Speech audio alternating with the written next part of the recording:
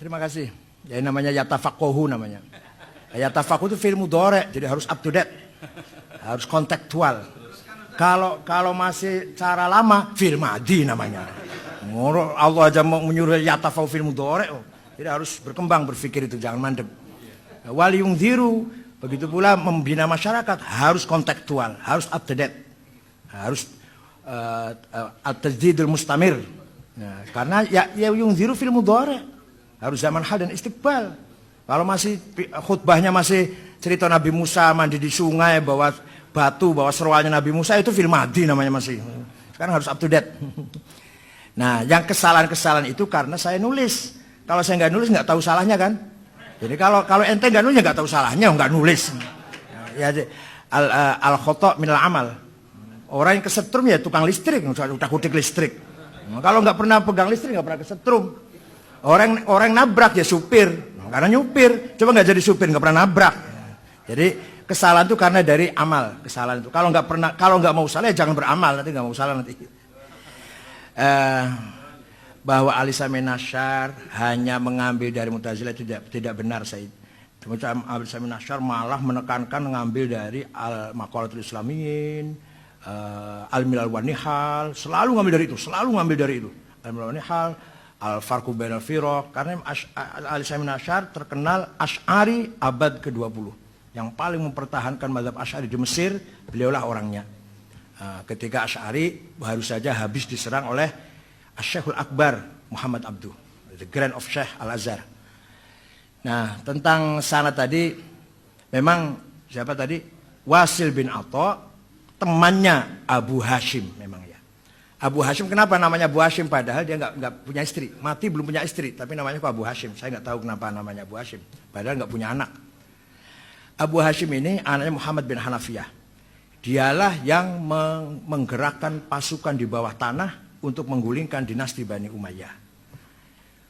Pimpinan di timur Abu Muslim Al-Khurasani, itu kadernya Abu Hashim yang akan siap menggulingkan Bani Umayyah. Abu Hashim punya catatan pasukan-pasukan itu, jaringan-jaringan lah. Di tengah jalan sakit perut. Sakit perut, lari ke rumahnya Ali bin Abdullah bin Abbas. Mati di situ, wafat di rumahnya Ali bin Abdullah bin Abbas. Abu Hashim itu mati, dibuka tasnya oleh Ali bin Abdullah bin Abbas. Ternyata nama-nama jaringan-jaringan kader-kader Syiah yang akan menggulingkan dinasti Bani Umayyah diambil oleh Ali bin Abdullah bin Abbas. Jadi perjuangan Abu Hashim diteruskan oleh Bani Abbas. Menang.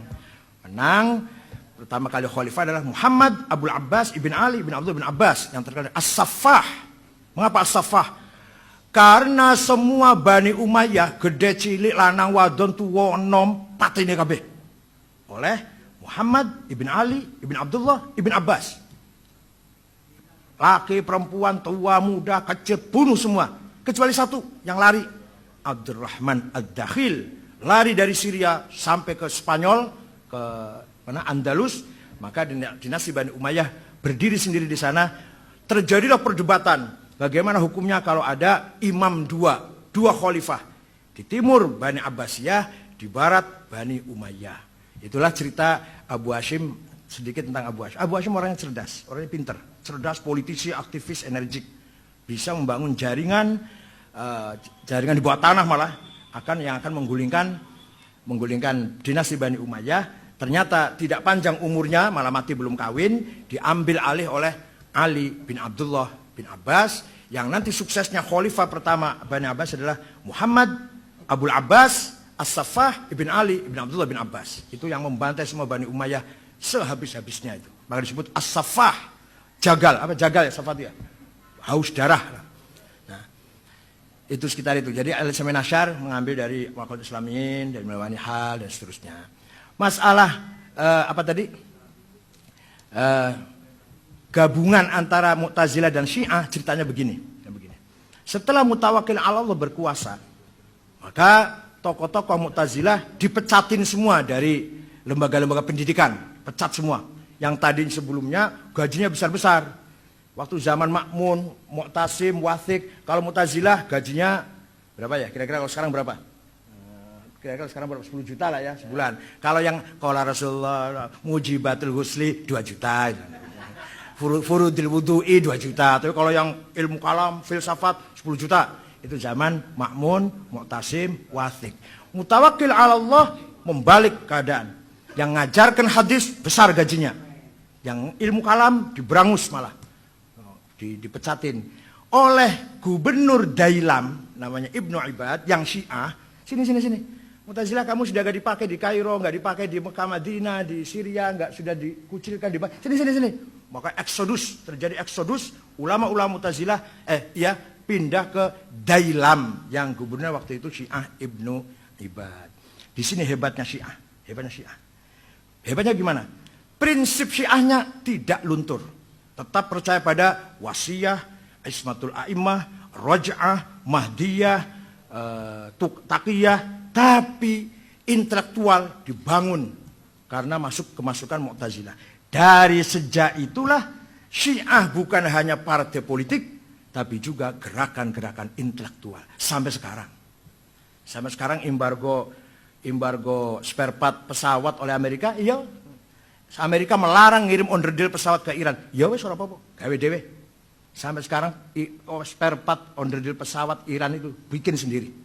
Enggak usah beli dari luar negeri karena diembargo oleh Amerika. Dan sekarang satu negara yang melawan Amerika ya Iran. Lepas dari mazhabnya salah, klerus lah, apa kufur apa pokoknya yang sekarang satu-satunya orang yang berani menantang Amerika itu Syiah.